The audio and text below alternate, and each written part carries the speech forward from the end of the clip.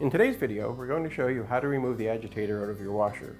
So in most top-load washers, there's an agitator. And there's three common versions. One that's a single vane agitator like this one.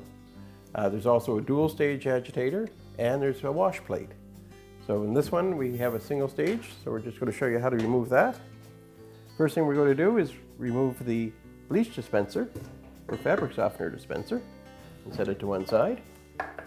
And then we're going to take our ratchet wrench and socket and remove the nut that secures the agitator to the transmission.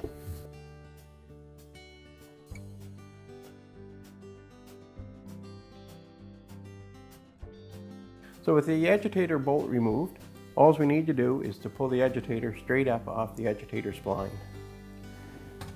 And in this one it just comes out very easy. If your agitator spline is in good condition, that should just lift right off.